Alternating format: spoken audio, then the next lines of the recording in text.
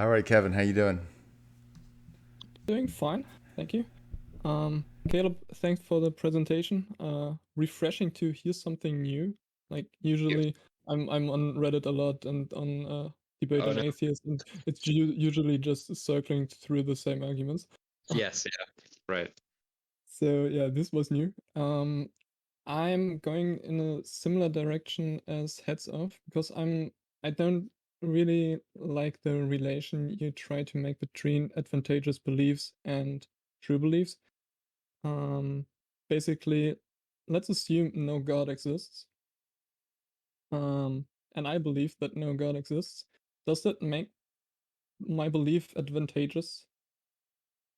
I you'd have to demonstrate it as I don't think that there's good evidence backing the idea that the belief in no God is advantageous for our survival. Okay, Are so you beliefs saying can okay, what? Are you saying that if you believe in if God doesn't exist and you didn't believe it, does it have to be advantageous?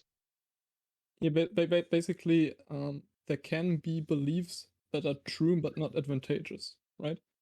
Yes, that's certainly true. They can be. They could be neutral beliefs, but this is the idea of how do we distinguish between true beliefs and not true beliefs in our senses? Like how do from what our senses generate the experiences, how do we know if we're having a legitimate experience or an illusory experience?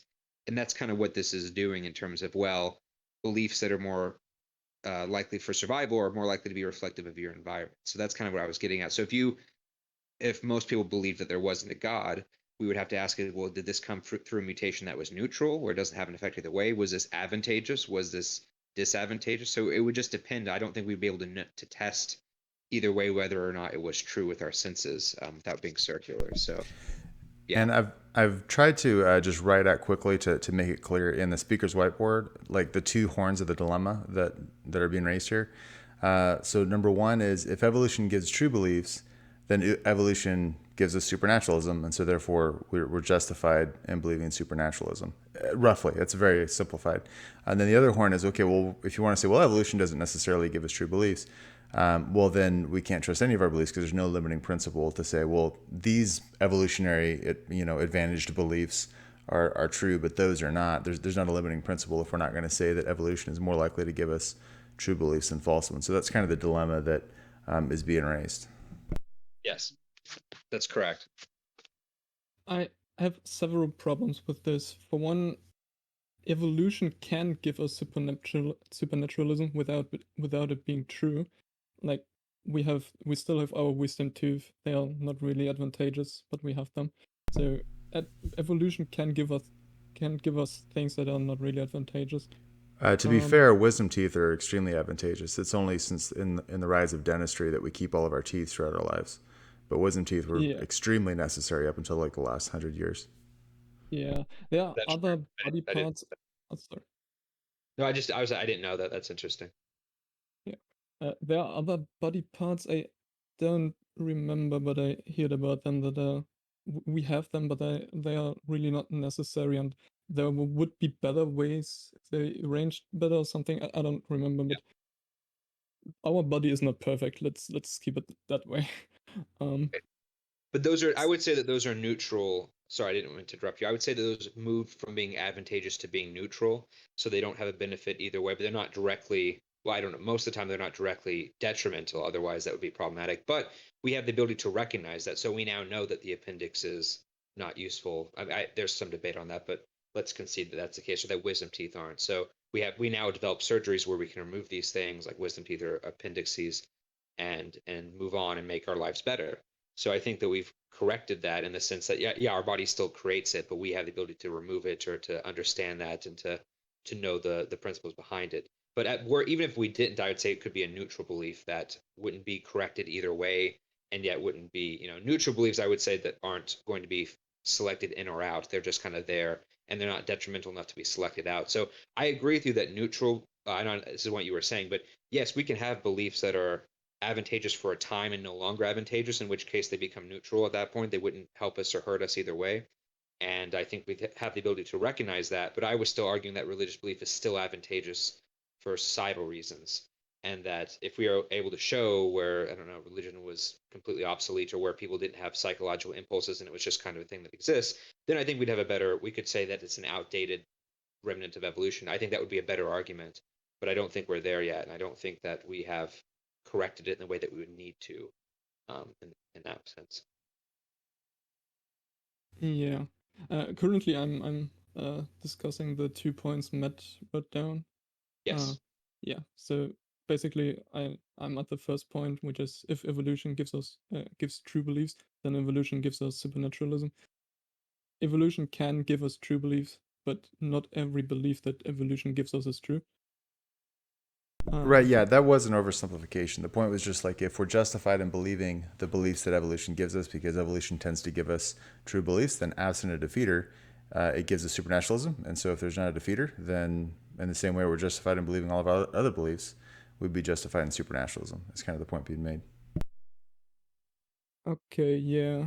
Um, Now we're running into the problem of justified and the relationship between justified and most likely, because Caleb makes the point about most likely, and absent of the defeater doesn't really get us mm, more. No, what is it? Doesn't give us more than justified. Um, Yeah, so I think the connection between all the words, evolution, true belief, justified belief, most likely true, is not really clear here. And I think that's the problem of the whole argument, that there are connections made that are just wrong or assumed to be right, but can't be presented to be right. Yeah, well, I think that there is a legitimate point that you made in terms of equivocating justification with probability. That's fair. I know warranted justification, people debate in terms of what those mean in epistemology. But I would probably just stick to the probabilistic formulation of it. And I'd like to do a Bayesian analysis of it someday. I didn't do it tonight, obviously, but I think it'd be cool for someone to lay out the numbers and see. But yeah, maybe I should not use the word justified in the future. Maybe I should not use the word most likely. I don't know which one of those needs to go and so forth. But I think the general laying out of how Matt formulated it is correct. And again, that's all conditional. So we're not saying once a belief is advantageous, it will always be true. We're saying like at the time, given the evidence we have, we can believe that it is true. And of course, if in 500,000 years from now we evolve to be very secular and where we don't have this remnant anymore and do that, then I think we would say that we don't need this anymore. So I think that that's kind of the case. So evidence is always conditional on what we have. So in science, we discover something 500 years from the future. Yeah, we are fine in believing this right now with the information we have. If we discover new information, yeah, we should change our mind. So yes, if we end up getting rid of this belief in the future and having a better system and where we can either correct permanently this had or where it's just not a thing that gets inherited anymore, that would be good evidence against it. And once that happens, then we have a different conversation. But I think the evidence that we currently have goes the other direction. So Yeah, I see. Yeah, I think I agree with that. I think what would need to be changed in arguments, the connection between advantageous beliefs and how likely the belief is to be true, because I don't think most likely you need to do a lot of work to justify the most in this sentence. Um, so at best, I guess you can say more likely, but then you don't reach the conclusion you want to make. So I think here lies the problem. Thank you for listening. If you found this helpful, please like and subscribe. Please also look at the show notes in order to find a link to our group so that you can join our next discussion. I look forward to chatting with you.